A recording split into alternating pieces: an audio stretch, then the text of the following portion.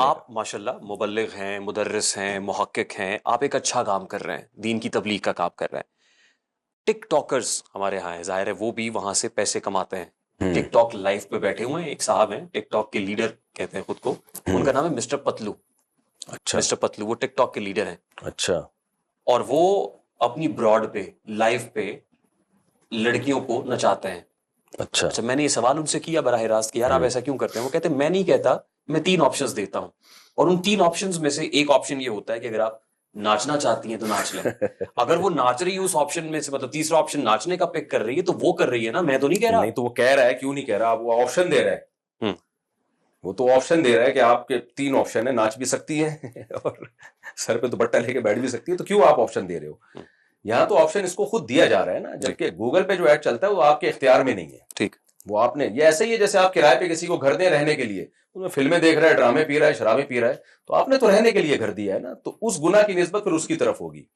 اور لیکن آپ نے اس کو اگر آپ نے گھر کرائے پہ دیا کہ اس لیے دیا کہ تم اس میں جناب وہ مجرے کیا کرو، جی یہ میں نے مجروں کے حساب سے گھر کو ڈیزائن کیا، تو پھر غلط ہوگا. کہ یہ آپشن بھی ہے اس میں، پھر یہ ناجائز ہے، پھر یہ حرام ہے. اور یہ کہا کسی نے لائیو میں آ کے کسی نے اٹھ کے ایسے ہی ناچنا شروع کر دیا تو میں کیا کروں؟ تو کیا یہ جسٹیفائڈ ہے؟ نہیں، دیکھیں، ایک ہے گھر آپ نے رہنے کے لیے کسی کو دیا، جی اب اس نے اس میں مجرا شروع کر دیا، تو پھر آپ یہ کہہ سکتے ہیں میں کیا کروں بھائی، میں نے تو گھر رہنے کے لیے دیا ہے، آپ کا رینٹ حلال ہوگا. دیا ہی آپ نے اس کو اس لیے کہ یہ میں نے گھر ڈیزائن اس حساب سے کیا ہے کہ اس میں مجرا بھی ہو سکتا ہے، ہاں آپشن ہے. پھر حرام ہے، پھر ناجائز. تو جب ہم یہ کہتے ہیں کہ حرام ہے تو پھر ہماری یہی ویڈیوز بنتی ہیں.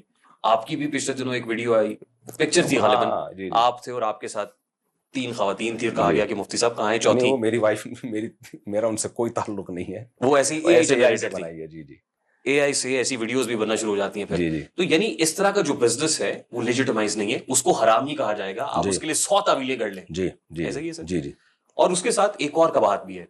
اب یوٹیوب آپ کو پیسے دے رہا ہے نا، لیکن اس طرح کی لائیو براڈ کے اوپر کریڈٹ کارڈز لگتے ہیں، اور فیک ڈارک ویب سے آپ نے کریڈٹ کارڈز اٹھائے، بے شمار ایسی ویب سائٹ ڈارک ویب پہ سب کچھ مل جاتا ہے، اور اس کریڈٹ کارڈ کو لگایا، آپ کو گفٹنگ ہوئی، وہ پیسے آپ کے اکاؤنٹ میں گئے، اور کریڈٹ کارڈ لگانے والے نے ریفنڈ بھی کر لیا، یعنی بینک سے بھی پیسے لے لیے اور آپ کو گفٹ دے کے اس میں سے بھی اپنا کمیشن لے لیا.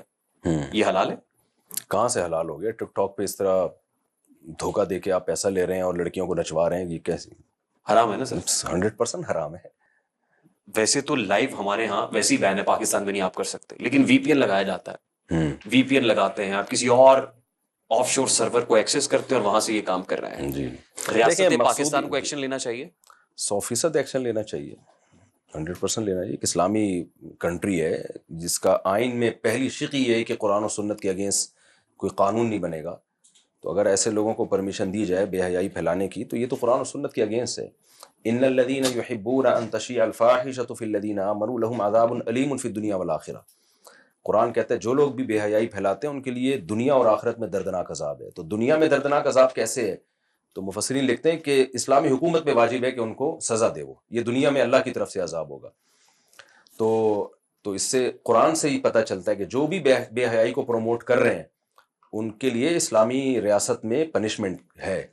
اب گورنمنٹ اگر وہ سزا نہیں دیتی ہے تو وہ مجرم ہوگی. مفتی صاحب سب سے پہلے تو آپ کا بہت شکریہ کہ آپ نے کہہ دیا کہ یہ حرام کمائی ہے، حلال کے زمرے میں نہیں آتی. مجھے ایسے لگ رہا تھا جیسے میں نے سوال پوچھ کے غلطی کی، کیونکہ اس کے بعد جو طوفان بدتمیزی بپا ہوا، مجھے ایسے لگنے لگا کہ جیسے میں نے کچھ غلط پوچھ لیا ہے. پھر اس کو یوں کہہ لیتے ہیں کہ آئینہ ان کو دکھایا تو برا مان گئے، بہت برا مان گئے.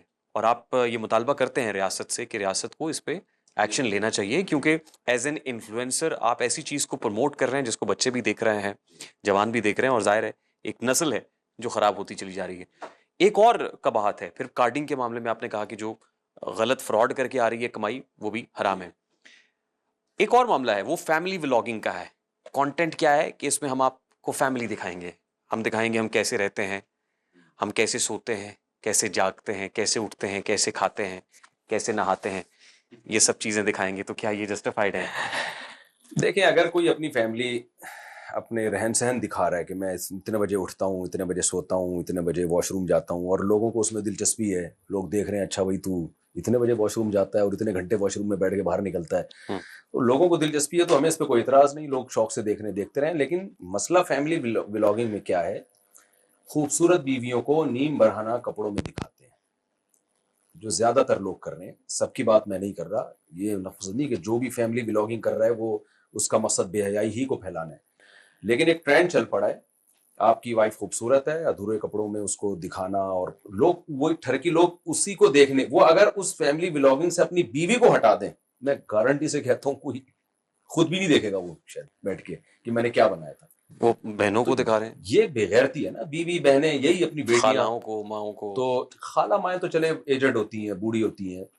تو فیملی ولاگنگ کا مسئلہ نہیں ہے, مسئلہ یہ ہے کہ آپ لوگوں کو اپنی طرف مائل کیا دکھا کے کر رہے ہیں.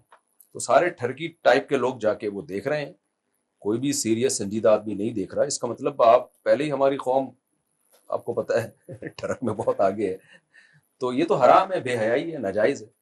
اور 5 سال سے 15 سال تک کی عمر کے بچے دیکھ رہے ہیں, بڑی تعداد وہ ہے جن کی عمر 5 سے 15 سال تک کی ہے. بس چھڑک تو پیدا ہونا شروع ہو جاتی ہے نا جب بھی لڑکا تھوڑے سا سمجھدار ہوتا ہے, تو اپنی بیویوں کو دکھانا, اپنی جوان بیٹیوں کو دکھانا بغیرتی ہے. اب جب اذا فاتک الحیاء فافعل ما شئت, جب حیا ختم ہو جائے پھر جو چاہے کرو. اچھا, ان دنوں national cyber crime investigation agency خاصی متحرک ہے, اور ابھی میں دیکھ رہا ہوں کہ باہر بیٹھے ہوئے ایک یوٹیوبر ہے رجب بٹ, اس کی اسٹیٹمنٹ بھی آ رہی ہے, مسٹر پتلو کی اسٹیٹمنٹ بھی آ رہی ہے. مطلب آپ دیکھیے نا, نام بھی اس انداز سے ہیں, تو وہ اسٹیٹمنٹس آ رہے ہیں. آپ کو لگتا ہے national cyber crime investigation agency نے جو بیڑا اٹھایا ہے یہ درست ہے کہ یہ سافٹ ویئر اپڈیٹ ہونی چاہیے؟ مجھے اس کی ڈیٹیل معلوم نہیں ہے, لیکن اگر بیڑا اٹھایا تو بہت اچھا کام ہے. کچھ لمٹ ہونی چاہیے, کچھ حدود ہونی چاہیے, بلاگنگ کی بھی کچھ تو حدود ہو نا. یہ تو نہیں کہ آپ دیکھیں, آپ ویسٹرن کلچر اگر آپ اپنے آپ کو ان پر قیاس کرتے ہیں تو وہ تو پھر چڑیاں پہن کے گھوم رہے ہیں. ٹھیک, اگر آپ مان لیتے ہیں کہ ہم ایک اسلامی کنٹری نہیں ہے تو ٹھیک ہے, پھر جو چاہیں کریں. ہم تو ہندوستان سے الگ کس بیس پہ ہوئے تھے, کیا ضرورت تھی ہمیں الگ ہونے کی؟ بیس ہماری یہی تھی کہ ہم مسلمانوں کے لیے الگ ملک چاہیے جس میں ہم اسلامی قوانین پر عمل کر سکیں. ٹھیک, یہ اتنی کلیئر بات ہے کہ اس میں کوئی اختلاف نہیں کر سکتا.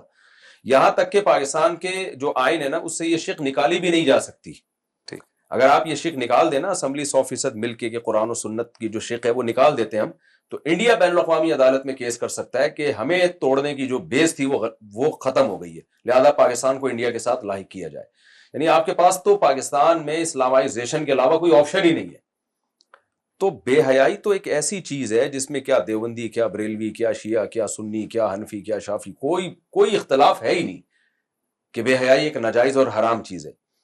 تو اس پہ بھی اگر کوئی ملک میں ایکشن نہیں لے رہا تو اس کا مطلب تو یہ بہت بڑی غفلت ہے نا, پھر یہ بہت بڑی مجرمانہ غفلت. اچھا, وہ national cyber crime investigation agency نے جو کیا ہے میں وہ آپ کو بتا دیتا ہوں. ابھی میں جب لینڈ کیا ہے ادھر کراچی ایئرپورٹ پہ, تو میری بات بھی ہوئی ڈائریکٹر صاحب سے جنہوں نے یہ بیڑا اٹھایا ہوا اور کام کر رہے ہیں. انہوں نے ایک یوٹیوبر کو گرفتار کیا ہے. اس یوٹیوبر کا نام ہے ڈکی بھائی, جانتے ہیں آپ؟ جی, نام سنا ہوا ان کا میں نے. سعد الرحمان ہے نام اصل ان میں. کا میں نے ایک ولاگ دیکھا تھا جو بیت الخلاء میں بیٹھے ہوئے دکھا رہے تھے, تو میں نے اس پہ تھوڑا بیان کیا تھا کہ یار آپ شکر ہے اوپر سے دکھائے اپنے آپ کو, نیچے سے دکھاتے تو زیادہ ہٹ ہو جاتے. اچھا, یہ آپ نے دیکھا ہے؟ میں نے دیکھا, بخدا میں نے نہیں دیکھا. میں نے بیان میں تبصرہ بھی کیا کہ وہ واش روم میں جا کے بھی کہ میں اب کسی کا نام, اب آ گیا نام تو میں نے ذکر کر دیا, اس میں میں نے نام نہیں لیا تھا بیان میں. تو اتنا زیادہ آگے مت, میرا خیال ہے یہ تھوڑا نامناسب ہو جاتا ہے.